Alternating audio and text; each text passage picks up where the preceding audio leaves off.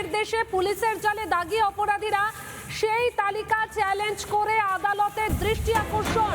প্রধান বিচারপতি ডিভিশন বেঞ্চের দৃষ্টি আকর্ষণ আইনজীবী কল্যাণ ব্যানার্জির। অর্থাৎ অনুপম, নির্বাচন কমিশনের তরফে যে দাগিদের তালিকা তৈরি করা হয়েছে সেই তালিকাকে চ্যালেঞ্জ করা হয়েছে এবং চ্যালেঞ্জ করে আদালতের দৃষ্টি আকর্ষণ আইনজীবী কল্যাণ ব্যানার্জির।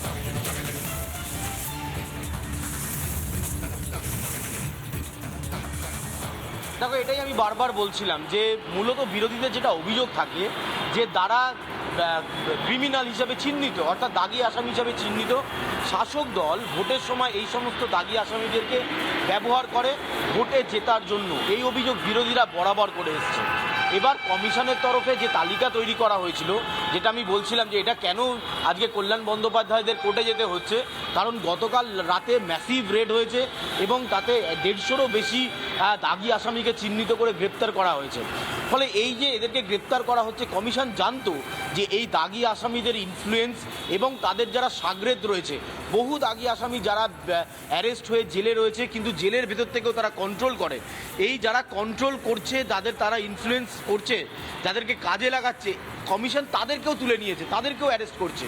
অর্থাৎ কমিশন এতটুকু ফাঁকফোকর রাখতে চাইছে না যে কোনো দাগি আসামি যদি জেলে বসে তার কোনো সাগরেদকে দিয়ে কোনো জেলায় ভোটে উত্তপ্ত করার চেষ্টা করে, যাকে দিয়ে করাচ্ছে তাকেও দাগি হিসাবে চিহ্নিত করে অ্যারেস্ট করা হচ্ছে।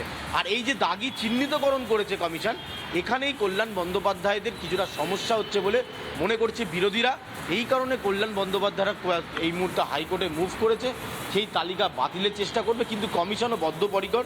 তোমায় জানিয়ে রাখি, যে তালিকা কমিশন তৈরি করেছে সেই তালিকার বাইরে আরও একটি তালিকা কমিশনের হাতে আছে, যেটা কমিশন এই মুহূর্তে। সঙ্গে থাকো। 22 এপ্রিল মামলার শুনানি রয়েছে, মামলা দায়ের করার অনুমতি দিয়েছে প্রধান বিচারপতি। আর এরপর নানা ধরনের কন্টেন্ট দেখার জন্য লাইক করুন, শেয়ার করুন আমাদের ফেসবুক পেজ, সাবস্ক্রাইব করুন আমাদের ইউটিউব চ্যানেল।